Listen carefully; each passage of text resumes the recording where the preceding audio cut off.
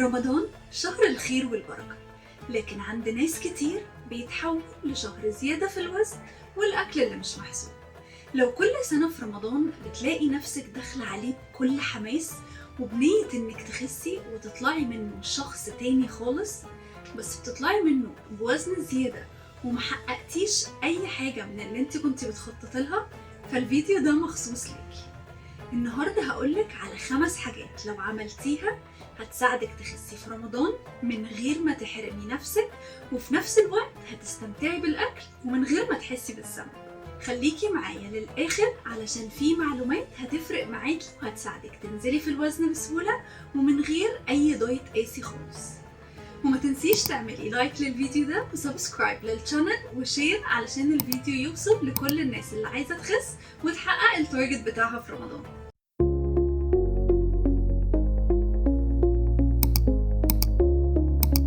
هلو أنا آية بلاد.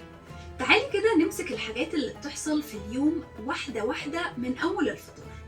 أول حاجة بتعمليها هي إنك بتكسري صيامك، وده هياخدنا للنقطة الأولى، وهي إنك تاخدي بالك كويس قوي وتراقبي كمية التمر والعصاير اللي بتكسري عليهم صيامك على الفطور.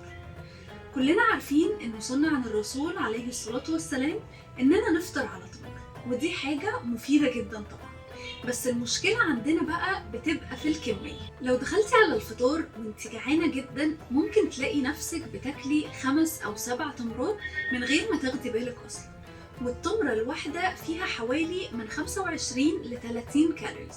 يعني لو كلتي 5 تمرات بس ده معناه ان انت بدأتي الفطار بتاعك ب 150 كالوريز من السكر. طب نعمل ايه؟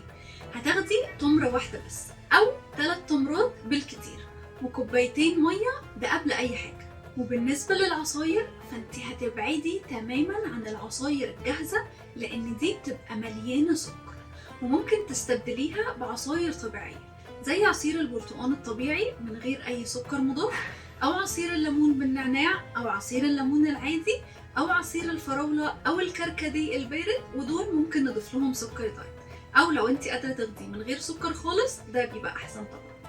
وبرضو ما نكترش منهم وما يبقاش كل يوم، ده هيخليكي تحسي بالشبع أسرع وهتقدري تتحكمي في الأكل بتاعك. وبعد ما كسرنا صيامنا بنبدأ بقى في وجبة الفطار نفسها، وده ياخدنا للنقطة التانية، وهي إنك تخلي الفطار بتاعك في طبق واحد بس.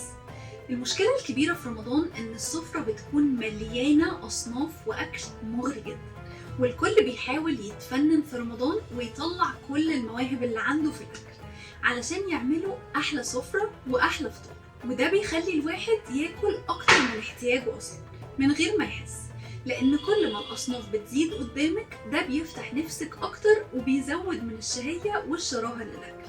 فأنت هتعملي إيه بقى؟ هتحطي الفطار بتاعك كله في طبق واحد وتختاري صنفين أو 3 بس من الموجودين قدامك، وتمشي على قاعدة البروتين مع الخضار مع شوية نشويات صحية، ونحاول ما نكترش من النشويات، وهتلاقي نفسك شبعتي بسرعة جدا من غير ما تدخلي في دوامة الأكل الزيادة اللي ملوش لازمة، وتاخدي وقتك جدا وانت بتمضغي الأكل.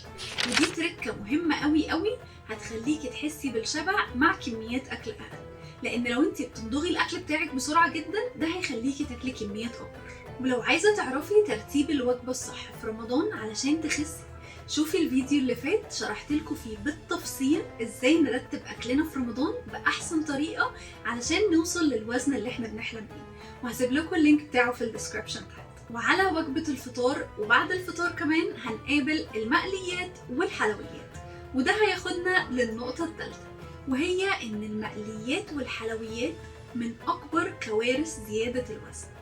ناس كتير عندها رمضان يعني سمبوسك وقطايف وكنافة، وعايزة اعرف بقى منكم اجابة السؤال الشهير بتاع كل رمضان، انتوا بتقولوا عليها سمبوسة ولا سمبوسك؟ اكتبولي في الكومنتس انتوا من انهي تيم منهم، السمبوسك ولا السمبوسك؟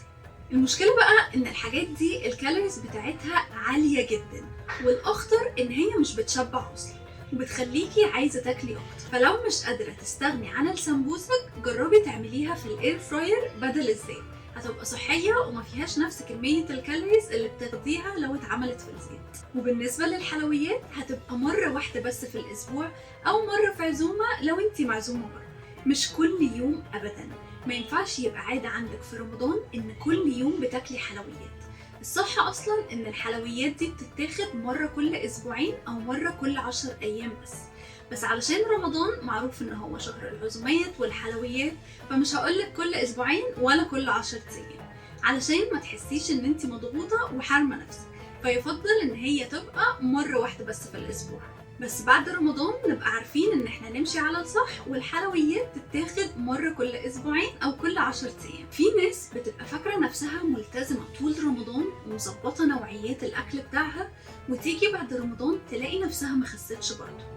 لما بنيجي نعمل تراكنج للاكل اللي كانوا بياكلوه من بعد الفطار، هتلاقيه خدله 2 قطايف من هنا، على حتة بسبوسة من هنا، على قطعة كنافة من هناك، ومفيش مانع من شوية خشاف كده كمان. انتي بتبقي فاكرة انك لو خدتي حتت صغيرة من كل الحاجات دي مش هتعمل حاجة ولا هتأثر، بس لما نيجي نجمعهم كلهم على بعض مع الأخذ في عين الاعتبار ان كل قطعة منهم فيها حوالي من 150 ل 500 كالوريز، هتلاقي نفسك جمعتي بتاع حوالي 1500 ل 2000 كالوريز انتي مش واخدة بالك منهم اصلا ولا مدخلاهم في حساباتك. الكالوريز دي بتفرق وبتأثر جدا، زائد ان الحلويات عمرها ما هتشبعك لو انت جعانة، بالعكس هي هتخليكي عايزة تاكلي اكتر. وده بقى غير الناس اللي لازم تحدق بعد ما تحلي وبعد كده ترجع تحلي تاني وبعد كده تحدق تاني، فدول بيدخلوا في دوامة مش هيخلصوا منها اصلا، ربنا معاهم. والنقطة الرابعة هي انك تزودي الحركة في يومك. رمضان فرصة ذهبية انك تحرقي كالوريز من غير ما تحسي، ويفضل طبعا انك تبقي بتنزلي الجيم مع تظبيط الاكل بتاعك. بس لو مش هتقدري ان انت تنزلي الجيم، فالمشي من اكتر الحاجات اللي هتساعدك تحرقي الكالوريز دي، واحسن وقت تقدري ان انت تتمشي فيه هو قبل الفطار بساعة. ولو بتروحي المسجد تصلي، فانت ممكن تختاري مسجد بعيد شوية عن البيت علشان تتمشي وتاخدي ثواب على كل خطوة بتمشيها وانت رايحة المسجد، وكده هنبقى كسبنا ثواب اكبر وحرقنا كالوريز اكتر وضربنا عصفورين بحجر واحد. ولو مش هتقدري تنزلي من البيت، جربي تمرين المشي من الثبات في البيت، هيفرق معاكي جدا احسن من ان انتي ما تتمشيش خالص. والنقطة الخامسة هي تقليل النشويات والسكر. النشويات والسكر من اكتر الحاجات اللي بتخلي الوزن يزيد بسرعة جدا، لانهم اولا مش بيشبعوا بسرعة، وثانيا هم بيفتحوا الشهية جدا. فحاولي على قد ما تقدري تقللي النشويات في الفطار وتختاري النشويات الصحية زي البطاطس والشوفان.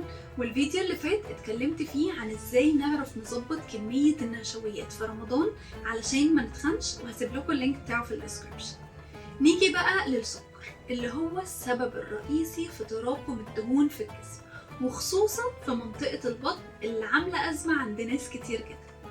السكر كل ما قللتيه كل ما خسيتي أسرع، والسكر مش بس بيزود الوزن، ده كمان بيزود الالتهابات في الجسم وبيقلل المناعة وبيعمل صداع وتعب مستمر.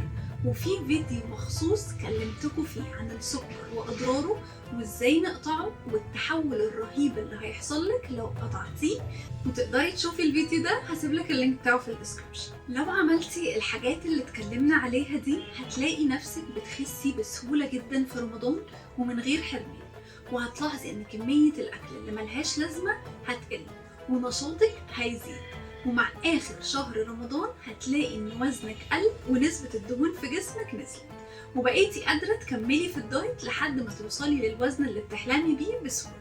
وزي ما قدرتي تلتزمي وتقاومي مغريات رمضان الكتير، هتقدري تلتزمي اكتر بعد رمضان.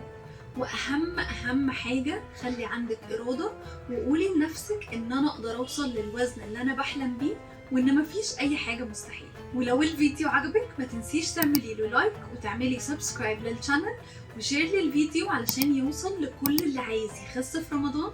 وكل سنة وانتم طيبين.